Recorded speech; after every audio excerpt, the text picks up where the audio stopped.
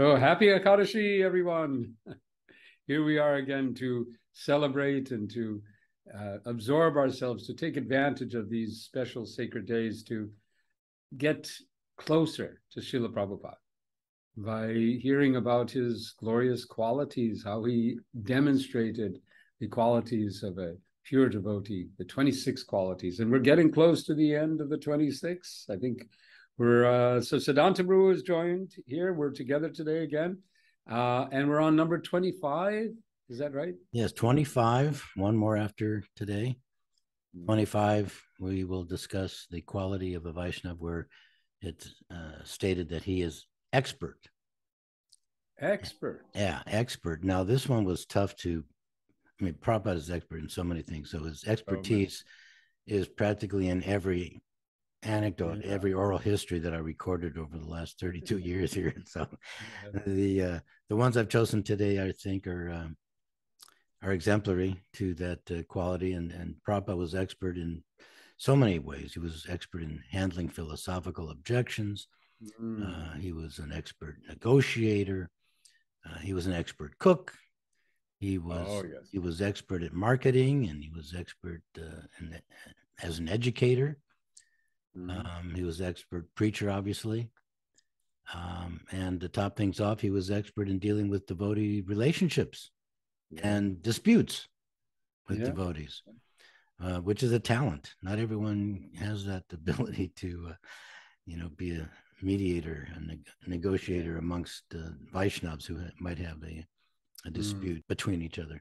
But today, it's going to be a long one, 35 minutes, a little over 30 minutes. So like we did a couple of weeks ago, we listened to all of them together. Okay. And so I'd like you and everyone else who's watching to take notes.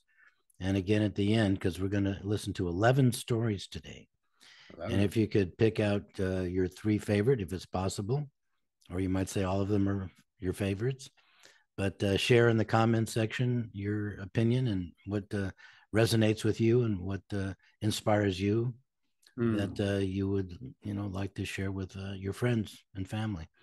So to get things going, we're going to be listening to Yadabara Prabhu, Bhakti Sundar Goswami, Krishna Bhamani Dasi, Ramai Swami, Pita Sandamani Dasi, Tamal Krishna Goswami, Hari Kesh, Ananga Manjari, and Bhanabhata and his brother, Jagat Purush Prabhu. Okay. So it's quite a lineup, and we hope you enjoy it. We'll talk about all of them on the other side. So get your pen and paper ready. Sit back and let's enjoy. Yeah, take notes. Absorb ourselves fully into Srila Prabhupada's expert quality. Jai.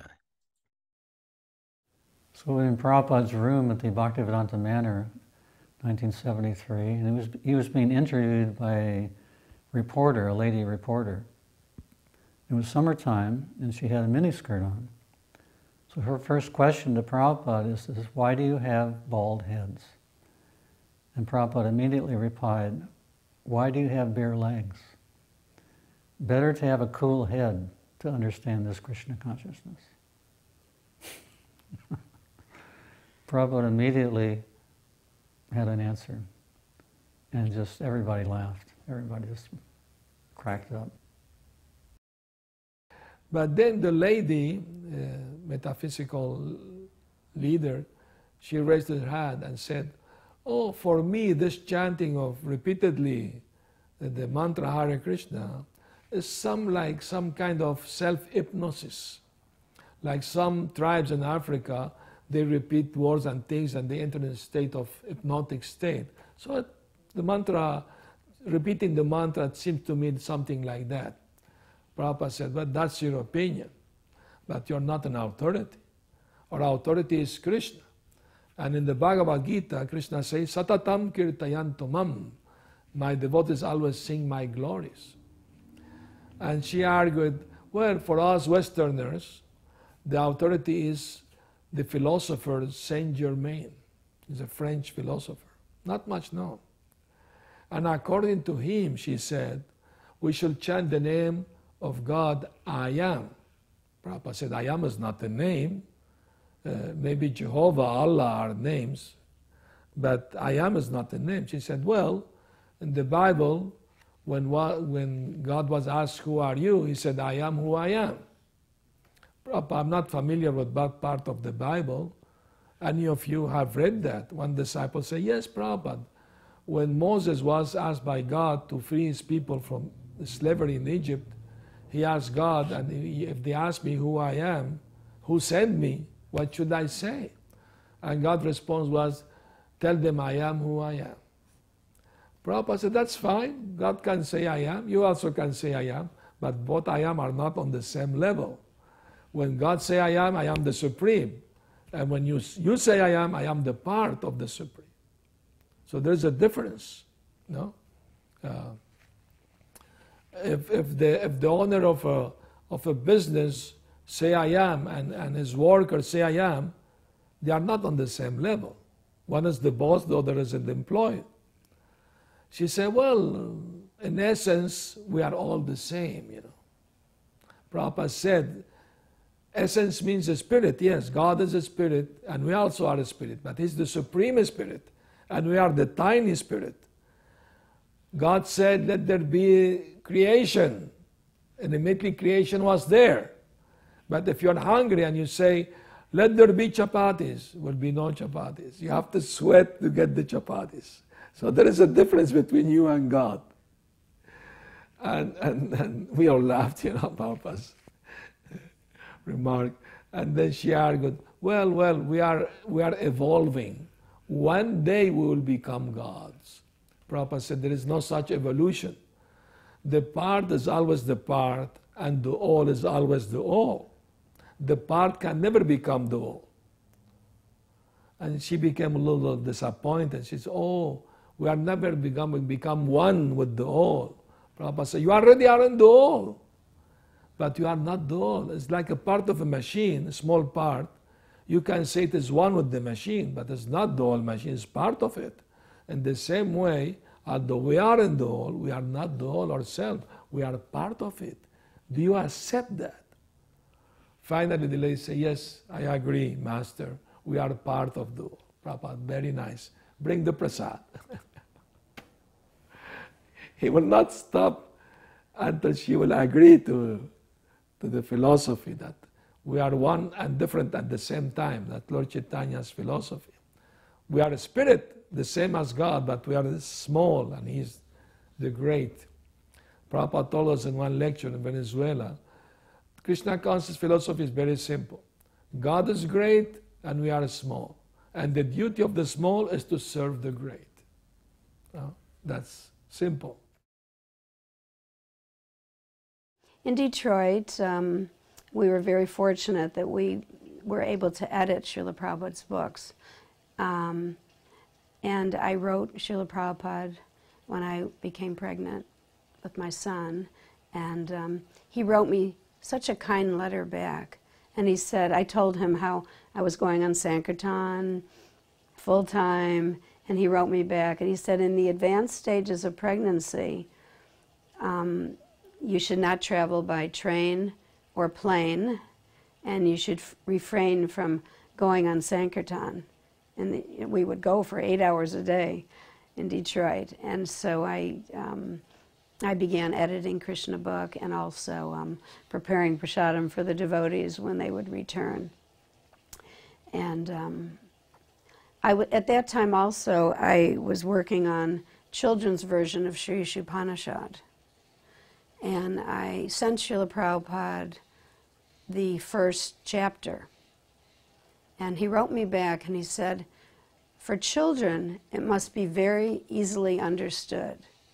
He said, for example, how can they understand this term Brahmajyoti, which I had included? He said, you must say, instead of Brahmajyoti, you must say, just as there is sun, there is shine coming from the sun, so there is another shine coming from Krishna's body. That is Brahmajyoti. So he said, you know, do this work very nicely. I was on Sankirtan actually, in plainclothes, doing plainclothes Sankirtan. I came back and there was this kind of big crowd had assembled, and we used to do Sankirtan. We had a centre downtown. We would come back for lunch and things like that. And a couple of doors up from our place, I noticed there was smoke coming out of this building, flames were coming out, and there were some women, you know, screaming out, help, help. And one of them, I think, was on the ledge or something like that. Apparently the fire had come up the stairwell and blocked their exit. And they were up on a third floor. So myself and I think Yasso, another devotee, we were both out and saying, we came back, we were looking up, and these girls, they were just young girls actually, they were just like 19 or 20, they were screaming, help, help us. But the fire brigade hadn't arrived. We must have just, we came back just at that time when it was all happening. And the fire brigade hadn't arrived yet. So they were screaming, it's coming up the stair, it's coming closer, like that. So I was looking at Yasso, he's looking at me, and we ran back to the shop, and I said, and in the shop, all the preparations were going on for the Rath Yatra parade. There was all sorts of things all over the floor, and the Manajis were working on the canopy for the Rath cart, putting on the finishing touches, and I think Yasso said, quick, give us that canopy. Right, and we got this huge canopy, you know, the Rath Yatra cart canopy that covers the top part of the cart. So we got it, and we took it out in the street, and we spread it out. And we got a bunch of karmis. I guess there was like half a dozen devotees came out, and a whole bunch of karmis were there, and we spread it out all over real tight, and it went out round. Like sometimes you see these firemen, they get these kind of round tarpaulin things, and people jump on them. So we were thinking like that they could jump onto this thing. So we held it out and we stretched it right out, and then we all jump, jump. So the girls, I didn't want to jump, you know. Obviously it was a long way from up there to down there onto this thing. They didn't know what to make of it. Jump, jump, jump. And I remember one girl, no, I don't want to jump. So I think that girl didn't jump. She went out the back and tried to get across to another building or something like that. But one girl did jump, to my amazement, because I actually thought they wouldn't jump. But anyway, so she did jump. She came flying down, boom. And it was okay. The canopy, Lord Jagannath's canopy, had saved her. The canopy had held. I mean, she didn't drop through the canopy and splatter on the ground or anything. So, you know, all the devotees, Haribo! And all the karmis, you know, they, hey! Like this, you know. And then, now I think there was one or two, a couple jumped. And then somehow the press had arrived already by that stage. They were taking photos. The fire brigade arrived just after that, and I think anyone else who was left in the building, they got out. But later that night, it was reported to Prabhupada. And the next day, that story made the front page of practically all the papers here in Melbourne, and actually even in other cities, and it got into the front page of one national paper. And it said, Hare Krishna's saved women from blazing inferno, words to that effect. So Prabhupada was very happy. He was very happy when he actually told the devotees to get all the clips and save the clips. He wanted a copy of those clips, and he wanted to take them with him. And he said, this is very good. This is very good for our reputation. So it was an interesting story that I remember. I was listening to the class, and it was right in the middle of the class, and Prabhupada was speaking a sentence, and I realized by the way he was forming the sentence that he was going to say something incorrectly, grammatically incorrect. And my mind said, just see, you know, he's going to say something grammatically incorrect, and he's a perfect master. And then Prabhupada stopped, He didn't say the sentence. He looked right down at me, even though there's 300 people in a room. Looked right down at me. He looked back up. He said the whole sentence perfectly, and then he looked down at me and went like this. And I just melted into the floor, and I thought, that couldn't have just happened like I thought it happened. I can't believe, I hope he really didn't know what I thought, what I was thinking. And I just prayed that Prabhupada really didn't know what I was thinking. But it was amazing, Then I thought, wow, Prabhupada is the perfect master. He really knows. So when Prabhupada came, there was, they called a press conference. As we know, when Prabhupada would come to places, they would try to get the media to come and things. So the press was there, and he invited all the devotees. There wasn't that many of us, so it was really intimate. So Prabhupada had just flown in from somewhere, I'm not sure where, and he was telling me that, or telling us that the pilot came on the plane, and he actually sat next to Prabhupada and said, Your Grace, do you mind if I ask you some questions? And so Prabhupada, always the gracious host and always anxious to share Krishna consciousness. And the man was very thoughtful because he had a great question, and Prabhupada was relating this to us and also in the press conference. The man said, if God is good and all-loving and great, Prabhupada is, agreeing, he said, then why did God create evil? And Prabhupada was telling us. So I told them that the sun is shining, very bright, it's beautiful, but if you turn your back on the sun, you create a shadow. It's not God, it's not the sun's fault. You created the shadow by turning your back. So similarly, when people turn their back on God, then evil is there. And then Prabhupada looked very innocently at us and he said, was that all right? Did I give a good answer? And the devotees were just like clapping, and they said, oh, that was great, Prabhupada. And you could just see the very innocent, boy-like enthusiasm and really deep humility that he was really saying, was that all right? Did I give a good answer? And it was so cute and so endearing to me that he would really bring us in and share that with us. So that was really special. In London, of course, that was another interesting negotiation. Prabhupada told us, I got to London in September of 1969, and by that time Prabhupada was getting ready to get the place in Bury Place, 7 Bury Place. And what is a temple without deities? So Prabhupada gave us the instruction that you have to install Radha Krishna deities. But he didn't order the deities, and we didn't have any deities.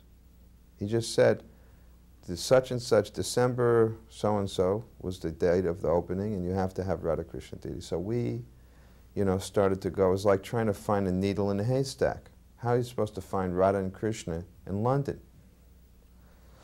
We just started to ask anyone and everyone. It was like a national alarm. Anyone knowing the whereabouts of Radha and Krishna, please phone such and such number. And that was the number of Mukunda's wife, Janaki. So, well, it went, week after week went by, and Prabhupada would call us and say, where are the deities? And we said, we don't know where Radha and Krishna are.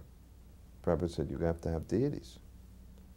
So finally, miraculously, when we were practically giving up, we get this phone call.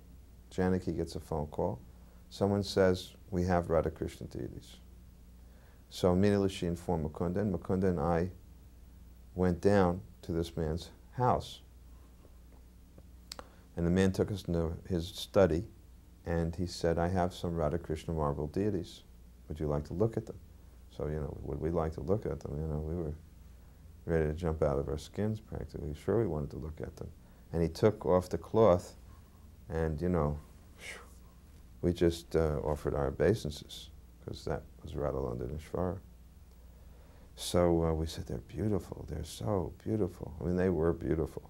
And he said, well, I'm considering that I may be willing to give them to your temple. So we said, well, we have to, can we bring our spiritual master to see them? And he said, yes, you can do so. So we raced out, and we went to a phone booth. I remember we called immediately to Prabhupada's apartment. Prabhupada was living near Regent's Park, very nice apartment. And we called up and he was resting, so we decided just to go over there. We went in there, we told him, Prabhupada, we found Radha and Krishna. So Prabhupada immediately said, take me, I want to see them. So we had a van, we used to have a van. And it was Prabhupada and Mukunda, Shamsundar, and myself, maybe Gurudas, came in the van and we went in. And by that time was the early evening. Prabhupada came in and he started to talk with this Indian gentleman, very friendly way. The man said that these deities were ordered already for society, but somehow or other things had not worked out. There was some difficulty and they could not use the deity. So Prabhupada would just ignore the point and he just kept asking the man, where are you from? How are you? How's your wife? He made the man bring his wife in, bring the children in. Prabhupada, gave his blessings to everyone, just talking. And finally the man, said, Swamiji, don't you want to see the deities? And Prabhupada said, oh, yes, we can see the deities. It was just so nonchalant, as if he was not even interested. So, he said, please, I want to show them to you. So he took the man took Prabhupada over, and he showed him the deities. And Prabhupada looked and said, And he just turned around and walked and sat back in his sofa. So the man said, wow, so Swamiji, what do you think? Can you use the deity? Prabhupada said, they looked like they may be used. He said, well, I'm thinking I can give them to you. Prabhupada said, yes, we could accept them. And he said, he asked me, go and see how heavy the deity is. So I went over and Shamsundar went over and I tilted Radharani and I said, not very heavy. And she was heavy, but I said, not very heavy. Shamsundar had Krishna. Prabhupada said, all right, we'll take them now. He said, pick them up, and then the man said, wait, Swamiji, wait a moment. I think maybe he had an idea of recovering some of the cost. I don't know what he had an idea. He said, wait. And he said, no, there's no problem. It's not heavy. These are American boys. They're very strong. And we carried the deities out, and the man was just protesting, Swamiji, wait 1 minute. And we walked right out to the van and brought Radha Krishna, put them in, and Prabhupada sat down in the seat next to the driver's seat. And he said, I'll take care of the deities. We'll be in touch with you. And the man just, the whole family was out there, and they were just like this. And Prabhupada said, okay, let's drive. So we drove off, and when we got around the corner, Prabhupada said, stop the car. And then we stopped the van, and Prabhupada said, take the cloth off the deities. We took the deities, and then Prabhupada just started to offer prayers. There were tears in his eyes, and he started to sing the prayers from Brahma Samhita. And he said, Krishna has now appeared in London. I had to cook in some really horrible situations. I mean, places where there was no kitchen, or places where there was just a shelf and you had a hot plate, electric hot plate, and that was the kitchen with a bowl of water. Mauritius was one of those places where, and the flour that was given to me was, you could have just made sawdust and had the same effect with this flour. It was so bad. In Mauritius, the food at that time was so awful. And the flour they gave me to make chapatis was so terrible. But this had been going on all through Africa. All over Africa, Nairobi, and well, we hadn't gotten down to South Africa yet. So it was a serious problem, all of these places. It was also a problem in India before. Some of the kitchens were terrible, and we weren't staying in temples all the time. So I had to make chapatis. Now, I'm not Srutikirti. Srutikirti is the chapati acharya. Anything chapati he makes, it's perfect. Me, I struggled to make chapatis. Sometimes I could make them not bad. If it was a good flour, if it was a gas stove, and if it was all the conditions were what they usually are in any temple in the world, I can make a chapati. Not as good as him, but I still could make a chapati. It was acceptable. Now we're in these conditions, which are in battlefield conditions, basically speaking. So Mauritius, the worst possible thing, because we're in some outpost house in the middle of nowhere, and it's just a hot plate. Just one hot plate. That's not even so hot. Flour, that's so bad, you can't do anything with it. And I'm struggling just to make a dough. I'm struggling to make this chapati. And it came out to be like I'm giving Prabhupada pieces of cardboard. Literally. Didn't blow up nothing. It was just cardboard. And so this continued as we went through these horrible places. I couldn't get good flour. I couldn't get a stove. I couldn't get anything. So he was getting very upset because the Sruti Kirti said just this afternoon, he said, you know, for Prabhupada, food meant a good chapati. If you could do a good chapati, everything else was forgiven. If you couldn't do a good... Anyway, so then I said, Prabhupada, nobody can make a chapati on these stoves. I was talking about the ones all over. I said, nobody. I don't care who they are. I didn't say Sruti Kirti because maybe he could. I don't know. I don't care who they are. Nobody can make chapati on these stoves. He said, nobody? He's sitting at his table. Nobody? I said, nobody. He said, nobody? Then he pushes his hands up, gets up off the table, walks into the kitchen. And I'm like, whoa. Then he says, where's the dough? And I'm sitting behind him. We're both on the floor. I'm behind him. He's sitting there in front of the stove. And he's going like this, looking at me. Then he was very good at rolling chapatis. Perfect. Looks at me. Puts it on the drying thing there that you make chapati with. He's looking at me. Takes it off, puts it on the stove. It doesn't blow up. I smirked.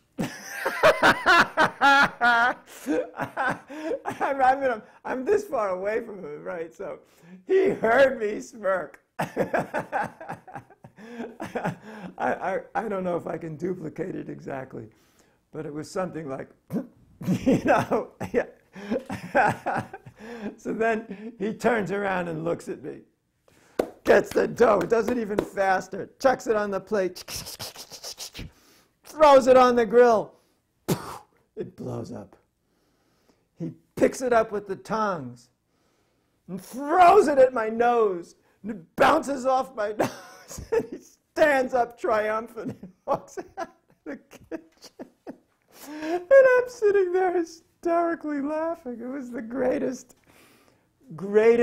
thing that ever happened. It was just spectacular. Get a chapati bouncing off your nose.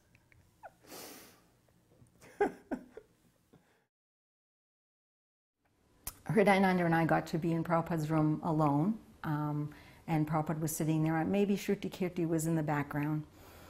And this was the time when we were going to ask him if we could take sannyas. Because that's how we felt. We felt about it like we were going to take sannyas. You know, it was an adventure that we would sacrifice for Prabhupada. We were married 1 year, and in those days it wasn't really like we were married because we were mostly living in the Brahmacharya Brahmatrini ashram, managing the Gainesville temple, and we were friends in preaching, and good commitment, good, you know, partnership for preaching, and good friends. And so we thought this would be a great sacrifice for Prabhupada. So we sat there, and Prabhupada knew we were going to come for this reason. He was aware. We had written to him. So he sat there very gravely, and he said, so, what do you want? And Hridayananda very philosophically said, Srila Prabhupada, it's explained in the Vedas that, one, you know, studies under the Guru in brahmachari life, and then he gets married and experiences grihastha life, and then he takes sannyas. So I'm asking if I can take sannyas. And Srila Prabhupada said, he waited, he hesitated, and then he looked very grave, and then he said, sometimes it is difficult, like that. And I remember thinking, I was sitting there and I was thinking, difficult, but you know, Prabhupada will carry us through, Krishna will carry what we lack. We want to do this for Prabhupada, you know, it's, and then he said, does your wife agree? And I'm like, Hridayanath said, yes, Prabhupada, she agrees. And then he slapped him on the back with a big smile and says, you have a very good wife because she agrees. And then he came up to me with the most compassionate, melting look in his eyes. And he just came very close to me, and I wasn't expecting this. He came very close and he looked at me, oh my gosh, so lovingly, very deeply lovingly. And he said, what do you want to do? And I was thinking, this is the Jagat Guru. This is the spiritual master of the whole universe. He's asking me what I want. And at this moment, I can have anything I want because Krishna, whatever he says, Krishna will back him up. All these thoughts went in my head. And I thought, this is the moment of my life when whatever I say will be the most important thing. And this is Jagat Guru. Krishna will back him up. I'll get anything I want in the whole universe. So I kind of hesitated because I was thinking all these things. And I even like stepped back a little because I was like, oh, it's overwhelming. And I stepped back and I was thinking, like hesitating to answer. And I remember it was like a film of millions of desires going through my head. You know, on television when they show the end of someone's life and everything in their life goes through their heads. And it was like, just like I experienced that. Every desire that I could possibly have had, even from lifetimes, even things that weren't familiar, was going through my head like a reel. And all of a sudden I just said, oh, Srila Prabhupada. I was trying to buy time because all this experience was going on. I said, I just want to be Krishna conscious. And it came out, and it came out so vivid that I almost saw the words coming out of my mouth. Like, where did that come? I was astounded at the same time that those were the words that came out, because it wasn't what I had been thinking. It wasn't like a clear desire, yes, I want to be Krishna. So the words came out like that, and Prabhupada stepped back and looked at me, and looked like, I remember, just like as if an artist had created something, and then he was stepping back to see how his creation was. Did it work out? You know, kind of like that thing. And the way he looked at me was just like that, and I thought, he made those words come out. He pulled them out of me, out of his love. Out of that compassionate look, he pulled those words out of my heart from somewhere. And then he went like this and said, you are already Krishna conscious. And when he went like this, it was like, whoom, like, and I remember thinking, this is what he's doing for all of us. Immediately I thought, he's doing this for all of us. He pulls this desire out of us for love of Krishna and determination to try to be Krishna conscious, and then he just whams us with grace and love and mercy. And so this was a very significant part of my life. It kept me going for many, many years.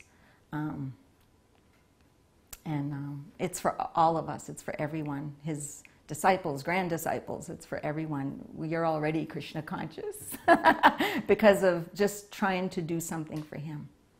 Wow. While I was in Mayapur attending the festival, I was, at this time I was still temple commander. I was temple commander there for about 4 months, and before and during and a little bit after the festival in 1976. And so we were trying to finish all the rooms for the devotees along the perimeter wall of Mayapur. And there was a huge influx of devotees coming, and I was in anxiety because I was a new temple commander. I didn't speak the language there, and we were behind schedule in getting the rooms ready. And of course, you know, these are Prabhupada's devotees from around the world who are doing so much service. They deserve to come to Mayapur. I know Prabhupada wanted them to have very nice facility, so they felt very taken care of. And so, because as Prabhupada said, that Mayapur is our home.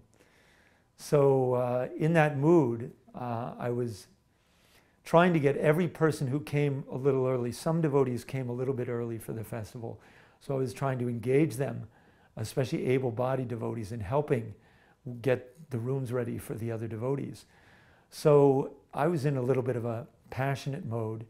And I remember one specific incident of a devotee who had come, and he was a black-bodied devotee. He was very stout, seemed very strong. And I believe he would take morning prashana, but then he would disappear for the rest of the day. And he'd go into where the banana patch was, and he'd just chant Hare Krishna all day long.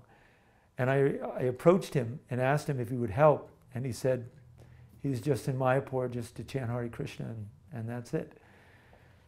So that rubbed me a little bit the wrong way. And being temple commander and having that responsibility, I was frustrated, and I thought maybe that would set a precedent for other devotees. So I approached Srila Prabhupada at that time. I had pretty much the ability, carte blanche, to enter Srila Prabhupada's room. And even when I did, it was only for, what I considered important things to ask Srila Prabhupada. I didn't want to bother him. But this time I thought it necessary, and so I entered Srila Prabhupada's room, offered my obeisances. And Srila Prabhupada was sitting there chanting japa. And so he was chanting japa, and I came in, offered my obeisance, and I said, Srila Prabhupada, I need to ask you something. And he, still fingering his beads, he turned towards me and he said, yes. I said, Srila Prabhupada, we're trying to get the rooms ready on the perimeter wall for all the devotees who are coming, and we're behind schedule. And so I'm trying to get every single devotee who's coming early who can to help us out. And there's one devotee in particular that's really frustrating me because he won't do any service. And he simply goes to the banana patch, and all day long, all he does is chant Hare Krishna. He won't do any service. And so Prabhupada was lightly, softly chanting as I was telling him this. His face a little bit turned away to me. And then when I finished saying he won't do any service, he stopped and he looked at me with a very grave look, and he said, so, you think chanting Hare Krishna is not service? He said, that is the greatest service. And his eyes rolled back, and he moved his head to the side, and I immediately felt like about a half inch big. I felt so humiliated, and I simply offered my obeisance and said, yes, thank you, Srila Prabhupada. Left the room and got what I consider one of the greatest personal instructions from my spiritual master to this day. And, Prabhupada was so expert, and as you hear the memories of so many other devotees, because he's in direct connection with Krishna all the time, it was so unpredictable to know what he was going to say in any given situation. And to another devotee in the same situation, he may give a completely different instruction, but he knew that was exactly what I needed to hear. And it was a very, I feel it's a very important instruction, a very, very vivid remembrance of that pastime with Prabhupada. So on one occasion, we were just returning from the morning walk. We were nearing the temple. Dr. Patel was walking and having animated conversations with Srila Prabhupada. And Srila Prabhupada was saying something critical about one of the well-known, figures of the recent history. And Prabhupada was quite critical. And Dr. Patel, as he had done many times, really objected strongly to Srila Prabhupada's criticism. And he was asking Prabhupada, why do you have to criticize? Let them be. You do your thing, let them do their thing. Just leave them alone. Why do you have to criticize them? They are great souls in their own right. So let them just be. If you don't agree with their philosophy, just let them alone. And then Srila Prabhupada stopped. And Prabhupada said that if I'm in an operating room and I'm conducting a operation with a patient, and someone comes into the room and starts cutting my patient, am I going to just stand there and watch it happen? No, I'm going to say, get out! Prabhupada said loudly, get out, you rascal! So I cannot be silent. These rascals and fools have destroyed the culture of India, and therefore I must speak out. And I will speak out. Prabhupada is very, very strong. Hare Krishna. Oh boy, it's a good collection. You've really given us a challenge to pick up. I was, and it's what. First of all, I wanted to just comment how wonderfully you have selected these to demonstrate variety of expertise, because each one had a different kind of expertise. I was making notes, that you have the expertise in logic and in argument, in expertise in human psychology, and expertise in grammar. That was, but reading minds at the same time. And then the expertise in philosophy, but with humility, because that was another thing I noted in that Remembrance of Sandamani. But when Tamal Krishna, then I start, when Tamal Krishna's expertise in negotiation. Correct, right. That's like you've used the word classic, and I think that to me that was really one of the classic memories of Srila Prabhupada. Yeah, he spoke so well. The next one, very visual. Yeah, and then and Harikesha's remembrance of Srila Prabhupada's, and there was so many expertise in there. The expertise, the cooking itself, right? In that expertise, but also how to the relationship expertise with Harikesha was just, and that's another classic. So, and then we went on to the with the Nangamanjari. I mean, that's an expertise that the expertise of having actual spiritual Shakti that just transforms people. And then we come on to Banabhatta. Now, by the way, I was one of those people that Banabhatta approached who had come early to Mayapur. Yeah, did you accept? And I did, and I'm still here. He loaded me up so much that by the time that the rest of the New York devotees had come, I was like, completely engaged in service. And then they asked me to stay. So, and then of course, finally with Jagat Purush and his demonstration of Srila Prabhupada's expertise in dealing with opposing elements, but in a way that that story continues. By the way, as we know, that Dr. Patel initially backed off, but then he came back and he joined Prabhupada again, those walks, and so he knows how to deal with an individual was another great expertise. So if you want to ask me my three, I guess Tamal's story, okay, and Harikesha's, I just I repeat that. That's one of the ones I tell sometimes. Okay, and then it gets a little harder, but I think perhaps Ananga Manjari's story, because it just really does